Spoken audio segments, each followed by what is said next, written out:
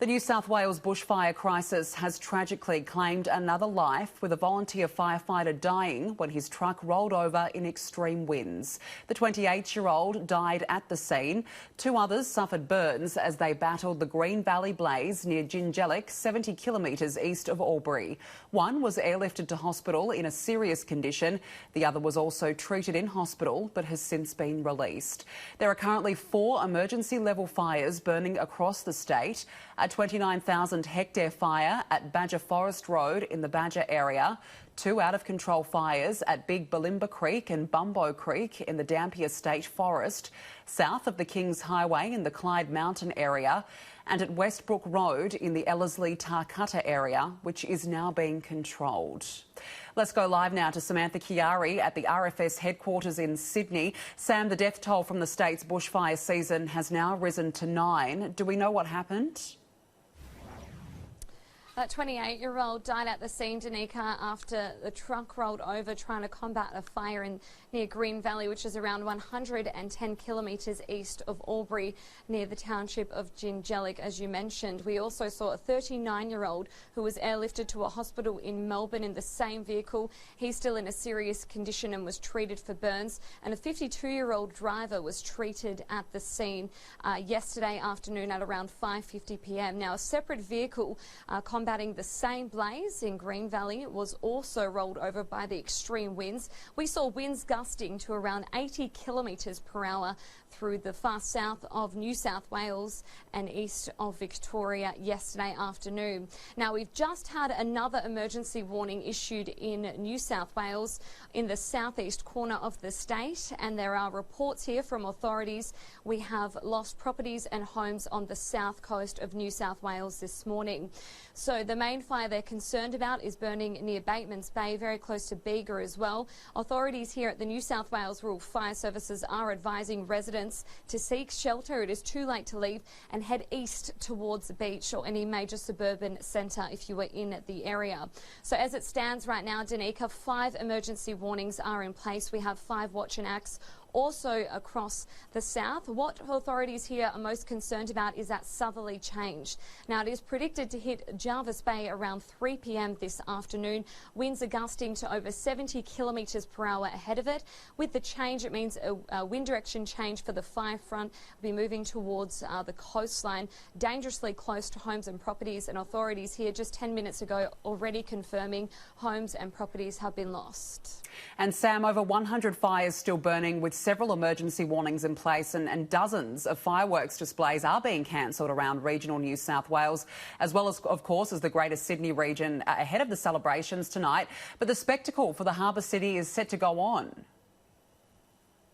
The City of Sydney, Danica, the New South Wales Rural Fire Services exempt the City of Sydney late yesterday afternoon and said they were allowed to go ahead with the fireworks spectacle. Of course, it is New Year's Eve, but other councils, of course, cancelled the fireworks with this ongoing crisis. Parramatta and Wollongong, 2 of those council areas that cancelled the New Year's Eve fireworks. Also through regional New South Wales, Wagga Wagga have also cancelled their fireworks for this evening. Now, one of the main concerns, of course, other than the fact that we have over 10 total fire bans in place across the state, is of course the conditions. Weather conditions are very, very bad across New South Wales today. We have high temperatures and extreme winds, over 10 total fire bans in place across the state, and extreme fire danger has been forecast today for the Shoalhaven, the Illawarra and the Southern Ranges. We also have severe fire danger in place right up and down eastern New South Wales, so if a new fire starts, it will be unpredictable and hard to control.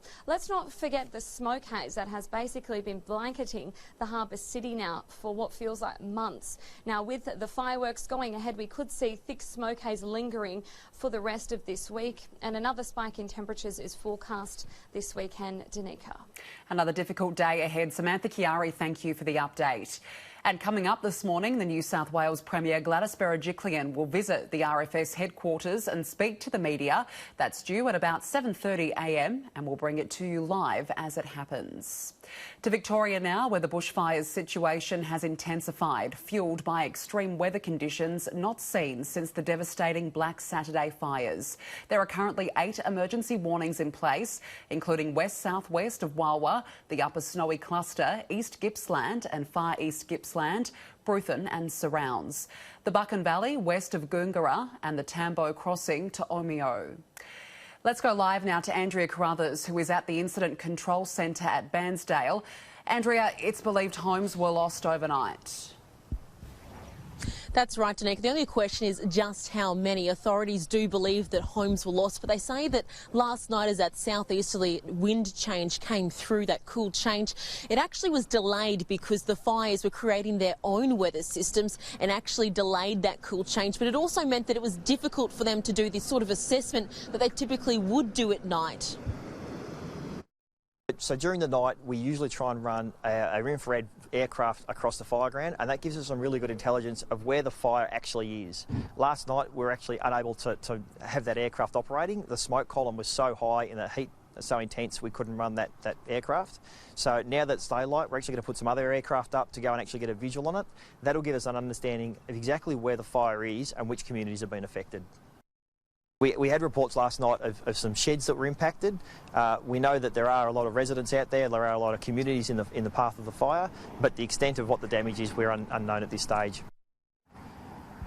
Now, another fire has only just hit the area of Malakuta. Now, that's a small community in the far eastern pocket of the East Gippsland, so the far eastern pocket of Victoria. It's a population generally of about 1,000 people. Around this sort of time of year, though, it has 7,000. Now, we do know that the Princes Highway, which is just north of there, it's the main highway going in and out of that area. Between there and here at Bairnsdale, it's been cut off. So we did have hundreds of people nervously waiting at the evacuation centre last night there, Danica.